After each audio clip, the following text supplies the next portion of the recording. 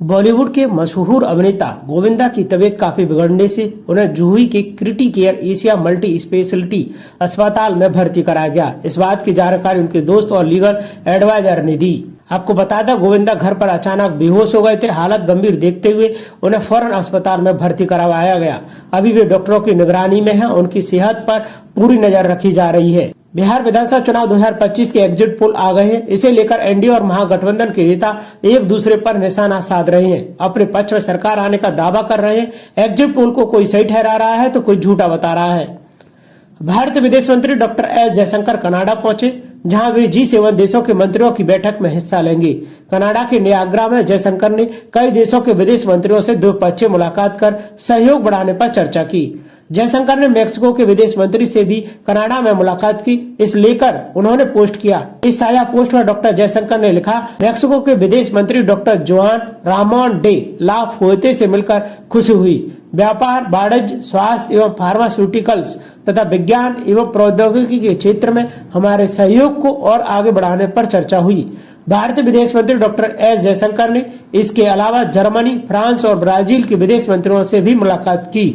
Doctor Jaishankar ने Canada की विदेश मंत्री अनीता आनंद के साथ भी द्विपक्षीय मुलाकात की। डॉक्टर जयशंकर ने कनाडा की विदेश मंत्री अनीता आनंद के साथ भी द्विपक्षीय मुलाकात की। इस मुलाकात के बाद विदेश मंत्री ने सोशल मीडिया पर साझा एक पोस्ट में लिखा, आज कनाडा की विदेश मंत्री अनीता आनंद से मिलकर खुशी हुई। G7 विदेश मंत्रियों की बैठक की मेजबानी के लिए उन्हें बधाई दी। नए रोड मैप 2025 को लागू करने की प्रगति की सराहना की। हमारे द्विपक्षीय साझेदारी के और सुदृढ़ीकरण की आशा है। डॉक्टर जयशंकर ने सोशल मीडिया पर साझा एक पोस्ट में बताया कि जर्मनी के विदेश मंत्री के साथ रणनीतिक साझेदारी मजबूत करने, भारत यूरोपीय संघ के संबंधों को मजबूत करने और पश्चिम एशिया, अफगानिस्तान और हिंद प्रशांत महासागर क्षेत्र को लेकर चर्चा हुई। नेपाल में जेड के हिंसक विरोध प्रदर्शन के जरिए केपी ओली की सरकार गिरने के बाद पहली बार भारत और नेपाल के बीच उच्च स्तरीय वार्ता होने वाली है। दोनों देशों के सीमा सुरक्षा बलों के प्रमुख बुधवार से अपनी वार्षिक समन्वय बैठक आयोजित करने वाले हैं। इसमें सीमा पार अपराधों पर अंकुश लगाने और वास्तविक समय में खुफिया जानकारी साझा करने में सुधार लाने के मुद्दों पर चर्चा की जाएगी। आपको बता दें, केपी ओली की सरकार को गिराने के लिए सितंबर में काठमांडू में जेड के नेतृत्व में हिंसक विरोध प्रदर्शन किया गया।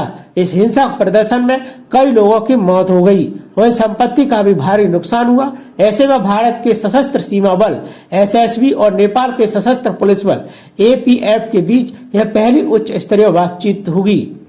सरकार के अनुसार हिंसक प्रदर्शन में सार्वजनिक बुनियादी ढांचे को हुए नुकसान का अनुमान 100 अरब नेपाली रुपए से अधिक है, जबकि निजी क्षेत्र ने प्रारंभिक आकलन में 80 अरब नेपाली रुपए से अधिक का नुकसान बताया। एक आधिकारिक बयान के अनुसार 9वीं वार्षिक समन्वय बैठक 12 से 14 नवंबर तक होगी, जिसमें SSB और APF बातचीत करेंगे। SSB के महानिदेशक संजय सिंघल भारतीय प्रतिनिधि मंडल का नेतृत्व करेंगे और APF महानिरीक्षक राजू आर्यल नेपाल का प्रतिनिधित्व करेंगे। इस सिलसिले में SSB की ओर से जारी बयान में कहा गया कि दोनों देशों के बीच सीमा पार अपराधों को रोकने के लिए प्रभावी संयुक्त तंत्र बनाने, वास्तविक समय में सूचनाओं के आदान प्रदान के लिए तेज और अधिक विश्वसनीय प्रणालियां स्थापित करने और भारत नेपाल सीमा पर शांति और सुरक्षा सुनिश्चित करने के लिए समन्वित सीमा प्रबंधन प्रथाओं को बढ़ाने को लेकर चर्चा की जाने की उम्मीद है। इससे पहले नवंबर 2024 में दोनों पक्षों के बीच काठमांडू में बैठक हुई थी। आपको बता दें, SSB गृह मंत्रालय के अधीन काम करता है। भारत और नेपाल की सीमा 1751 किलोमीटर लंबी, खुली और बिना बाढ़ वाली है। SSB इसकी सुरक्षा करता है। इसके साथ ही SSB भारत भूटान बॉर्डर पर सुरक्षा करता है। भारत और भूटान बॉर्डर 699 किलोमीटर लंबा है। आपको बता दें, नेपाल में अगले साल आम चुनाव होने हैं। ऐसे में नेपाल के अंतरिम प्रधानमंत्री सुशीला कार्की ने अक्टूबर की शुरुआत में अंतर्राष्ट्रीय समुदाय को आश्वासन दिया कि वर्तमान प्रशासन अगले 6 महीनों के भीतर अगला संसदीय चुनाव कराने और निर्वाचित सरकार को सत्ता सौंपने के लिए प्रतिबद्ध है। प्रधानमंत्री नरेंद्र मोदी बुधवार को भूटान के चतुर्थ नरेश से मिलेंगे और एक समारोह में शामिल होंगे। इसके बाद वे नई दिल्ली लौटेंगे। वे द्विपक्षीय संबंधों को प्रगाढ़ बनाने और पड़ोसी प्रथम नीति के प्रति प्रतिबद्धता की पुष्टि करने के उद्देश्य से अपनी 2 दिवसीय यात्रा पूरी करेंगे। मंगलवार को प्रधानमंत्री मोदी और भूटान नरेश जिग्मे खेसर नामग्याल वांगचुक ने ऊर्जा, क्षमता निर्माण, संपर्क प्रौद्योगिकी, रक्षा और सुरक्षा सहयोग के विभिन्न क्षेत्रों पर व्यापक चर्चा की। प्रतिनिधि मंडल स्तर की वार्ता के बाद दोनों नेताओं ने संयुक्त रूप से 1020 मेगावाट की पुनास सांगगछू द्वितीय जल विद्युत परियोजना का उद्घाटन किया। यह भारत और भूटान के बीच एक प्रमुख सहयोग है जो दोनों देशों के बीच बढ़ती ऊर्जा साझेदारी को रेखांकित करता है।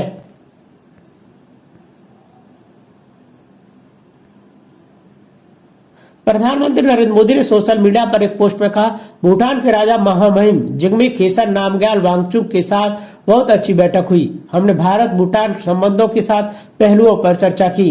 उन्होंने आगे कहा, हमने ऊर्जा क्षमता निर्माण, संपर्क प्रौद्योगिकी, रक्षा और सुरक्षा जैसे क्षेत्रों में सहयोग पर चर्चा की।